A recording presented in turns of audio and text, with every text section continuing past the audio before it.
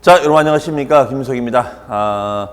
이번 시간에는 이제 우리 일일학습 문제부터 한번 또 정리를 해보도록 하겠습니다. 이번 시간에는 어떤 내용일까요? 우리 바로 종합부동산세, 우리 배웠던 종합부동산세 내용 가지고 한번 정리를 해보도록 하겠습니다.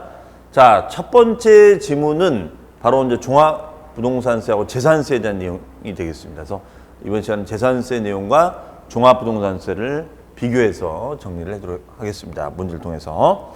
자, 우리 재산세 대상은 여러분들 과세 대상은 5가지 있었죠. 뭐가 있었죠? 토지 자산, 건축물 자산, 주택 자산, 선박 항공기 5가지 자산이 있었는데 그 5가지 중에서 일정 요건의 토지하고 주택 그 자산 2가지가 대상이 됩니다. 자, 보시면 토지에 대한 재산세 과세 대상은 우리가 종합합산 과세 대상. 종합합산은 어떤 용 토지예요? 영업용 토지입니까? 비사업용 토지입니까? 그렇죠. 비사업용 토지였습니다. 비사업용 토지.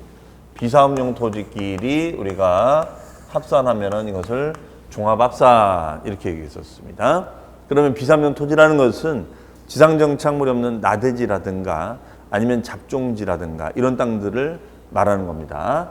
그리고 별도합산 대상 토지가 있습니다. 별도합산이라는 것은 자, 얘는 영업용 토지끼리 우리가 합산하는 거예요. 그럼 영업 토지는 건물에 딸린 요 대지가 있고, 건물이 없지만 영업적인 목적으로 사용하는 땅들이 있습니다. 그러면 이때는 요 건물에 딸린 토지하고 요 나대지 이 영업용 토지를 합산해서 과세하는 방식, 이것을 우리는 별도 합산 과세 대상이다. 이렇게 얘기를 하고 있죠.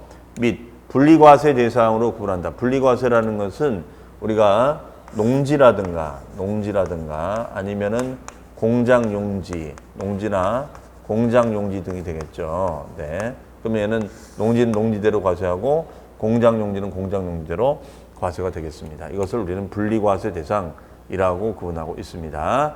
그래서 크게 3가지 형태의 과세 대상이 있겠다라고 보시면 되겠어요.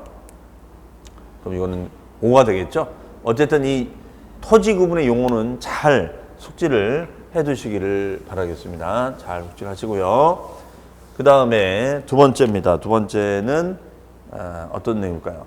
한동의 건물입니다. 한동, 그렇죠? 한동의 건물이 주거와 주거 외 용도로 사용되고 있는 경우에는 주거용으로 사용되는 분만을 주택으로 본다. 이런 문장이 있습니다. 우리 주택 같은 경우에는요. 겸용주택이 있거든요. 겸용주택이 있습니다. 그럼 겸용이라는 것은 주거랑 업무용이 같이 사용되는 주택을 말하는 거죠. 자, 그럼 여기에는 이제 우리가 한동의 겸용주택이 있고 한구의 겸용주택이 있습니다. 그러면은 우리 예를 들어서 주상복합 같은 거, 그렇죠? 자, 주상복합 같은 경우가 있죠. 주상복합. 네, 그래서 상가가 있고 그 다음에가 아파트가 있어요. 상가가 있고 아파트가 있다. 그렇죠? 네. 그래서 상가하고 아파트가 있습니다. 그러면 요 주상복합은 요게 구분이 명확한 거죠. 그렇죠? 구분이 명확한 거예요. 상가하고 아파트는 구분이 명확합니다. 그러면은 이때는 구분이 명확한 거니까 여기는 주택, 그렇죠? 여기는 주택, 여기는 상가 이렇게 해석하면 돼요. 근데 이거를 구분하는 이유는 뭐냐면 주택과 상가는 과세 방식이 다르다는 것입니다. 그렇죠? 주택과 상가는 과세 방식이 달라요. 즉 우리가 이 주택은 건물 부분과 토지 부분이 통합해서 우리가 과세가 됐었습니다. 하지만 상가는 건물분 재산세를 따로 매기고 토지분 재산세를 따로 매겼었어요. 그렇죠? 건물과 토지는 따로따로 우리가 과세를 하자. 이렇게 얘기해야 되겠습니다. 이것이 한동의 겸용주택이다. 이렇게 얘기를 하고요. 그 다음에 한구의 겸용주택은 사용 비율에 따라 나눠지는 거죠. 한구는 사용 비율에 따라서. 그래서 이렇게 돼 있으면은 일정 부분은 주거로 사용하고 나머지는 이외로 쓰는데 만약에 얘가 주거로 쓰는 게 60% 되고 이외가 40%가 된다. 이럴 수 있잖아요. 그렇죠? 자, 그러면은 이때는 어떻게 한다? 주된 사용을 주거로 하는 거잖아요. 그렇죠? 주된 사용을 주거로 하는 겁니다. 그러면 주된 사용을 우리가 주거로 하게 되면은 이건 어떻게 한다? 주거로 쓰는 거니까 이거는 무시해버리고 전체 100%를 주택으로 해석을 하자. 이런 논리가 되겠습니다. 전체 100%를 주택으로 보자. 그렇죠? 이것이 한구의 겸용이 된다라고 봐줍니다. 그래서 한동의 겸용과 한구의 겸용 이렇게 나눠진다는 거죠. 바로 그런 문장이 되겠습니다. 그래서 이렇게 구분한 이유는 주택분 재산세하고 상가분 재산세 과세 방식이 다르다 보니까 이걸 구분해 줄 필요가 있다 이런 얘기예요. 그래서 이런 경우에는 주거용으로 사용되는 부분만을 주택으로 본다라고 되어 있습니다. 네. 5가 되겠습니다. 그 다음에 요 중요한 질문이죠. 토지 건축물 주택에 대한 전세 과세 표준은 시가 표준액에 공정시장가액 비율을 곱하여 산정한 가격으로 하자라고 되어 있죠. 그러면 재산세 과세 표준은 시가 표준액을 우리가 기준합니다. 시가 표준액. 시가 표준액을 기준으로 하고 그 시가 표준액을 기준한 다음에 자, 문제는 우리가 토지 건축물 주택은 굉장히 변화가 좀 심하잖아요. 가격의 변화가 되게 심합니다. 그렇죠? 수요 공급의 논리에 따라서 가격의 변화가 심하니까 이 시가 표준액을 좀 조정해 주자. 그럼 여기다 곱하기 공정 시장가의 비율을 곱해서 가격을 좀 흔들어 주자 이거예요. 그러면 이때 나온 금액이 바로 과세 표준이 된다. 이런 얘기 되겠죠. 해석이요. 그렇죠? 네. 그러면 토지 건축물 같은 경우에는 토지나 우리가 건축물 같은 경우에는 70%를 잡아주고 그 다음에 주택은 우리가 60%를 잡아준다. 이런 얘기 되겠어요. 그러면 1억 원에 70%가 되면 7천이 되는 거고 1억 원에 60% 되면 6천이 되는 거죠. 그렇죠? 10억이 되면 7억이 되는 거고 60% 되면 6억이 되는 거죠. 이런 식으로 가격을 좀 조정해서 과표를 설정하자. 그리고 곱하기 세금 요율을 계산하자. 이런 얘기 되겠습니다. 그래서 시가 표준액에 공정시장가액비를 곱해서 가격을 산정해 주자. 이런 얘기 되겠네요. 이거는 5가 되겠습니다. 자, 그다음에 종합부동산세 과세 대상. 자, 우리 종합부동산세 정리해봤는데 종합부동산세라는 것은 재산세 과세 대상 중에서 땅을 많이 가지고 있다거나 주택, 집을 많이 가지고 있는 분들이 납부하는 세금입니다. 그래서 토지나 주택을 과다하게 소유하고 있는 분들이 내는 세금이 종합부동산세가 되겠습니다. 그래서 과세 대상은 법령에서 정한 토지, 그 다음에 건축물, 주택이 있습니다.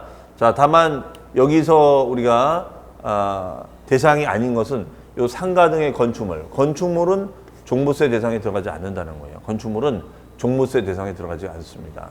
그러면 얘는 O일까 X일까요? X가 되겠죠. 그렇죠? X가 되겠습니다. 자, 그 다음에가 주택에 대한 종합부동산세 과세표준입니다. 우리 종합부동산세 과세표준은 계산 방식이 이렇게 됐었죠. 우리가 합산한 것을 공시하도록 되어 있어요. 이렇게 다 종합을 해서 아니면 합산을 해서 공시하도록 되어 있습니다. 이것을 공시가액의 합이다. 공시가액의 합이다. 이렇게 얘기하는 거죠. 합이다. 네. 그 합계 금액에서 일정 기준액을 우리가 빼주는 거예요. 그렇죠? 그러면 일정 기준액을 차감을 시켜주고 나면 여기다가 뭘 곱했었죠, 여러분들? 뭘 곱해요? 우리가 공정시장가액비율을 곱하면 됩니다. 그러면 이것이 과세 표준이 나오고 요 과표에다가 이제 뭘 곱해주면 돼요? 세율을 우리가 곱해주면 되겠죠, 세율을. 그러면 우리가 종부세가 나오는 거예요, 그렇죠? 자, 그럼 여기서는 일정 기준액을 우리가 차감을 해주고 나온 금액의 공정시장가액 비율을 곱하면 과표가 나옵니다. 그리고 이제 세율은 초과 누진 세율로 우리가 규제를 합니다. 그렇죠? 그러면 이제 여기서는 기준금액이 얼마냐, 여기 얼마냐, 비율이 몇 프로냐, 세율이 몇 프로 됐냐, 요걸 따져보는 거죠, 해석이요. 그러면 주택에 대한 종합부동산세 과세 표준은 납세무자별, 개인 또는 법인별로 공시가격 합산한 금액에서 6억 원을 공제한 금액을 과세 표준한다. 언뜻 보면 맞는 얘기 같아요. 그렇죠? 그런데 뭐가 틀렸을까요? 그렇습니다. 여기서 기준 금액을 차감한 거에 공정시장가액 비율을 요 말이 빠진 거예요. 그렇죠? 요 말까지가 들어가는 6억 공제하는 건 맞는데 언뜻 보면 맞는 거야. 그렇죠? 그런데 공정시장가액 비율을 곱한다. 요 말까지 들어가야 줘야 되거든요. 바로 이런 문장들이 여기서는 이제 빠졌다는 거. 이런 거 아주 놓치기 쉽겠죠. 그렇죠? 이런 건 조심하셔야겠습니다. 그럼 이것이 이제 2020년도는 90%가 되지만 2021년도가 됐을 때는 95%가 됩니다. 95%. 네, 그러니까 5%가 늘어난다 이렇게 볼 수가 있겠습니다. 그래서 우리가 과세표준 곱하기 세금요율 이렇게 정리하시면 되겠습니다. 자, 그래서 우리가 이걸 공제한 금액을 과세표준한다. 여기다 뭘 곱해줘야 돼요? 공정시장활비를 곱해서 주면 되고, 다만 그 금액이 0보다 작았을 때는 0으로 본다. 얘가 만약에 6억 원이 있는데 합계 금액이 5억 원이었다. 그럼 5억에서 6을 빼주면 어떻게 제로가 되는 거죠? 없는 거예요. 0원이 되는 거죠. 0원. 그렇죠? 0원이 된다. 이렇게 보시면 되겠습니다. 자, 이거는 O일까요? X일까요? 이거는 X가 되겠습니다. 자, 이상으로 해서 우리 일락스 문제를 통해서 우리 종합부동산세와 재산세 내용을 한번 정리를 해봤습니다. 자, 그럼 저는 다음 시간에 여러분 또 찾아뵙도록 하겠습니다. 수고 많으셨습니다.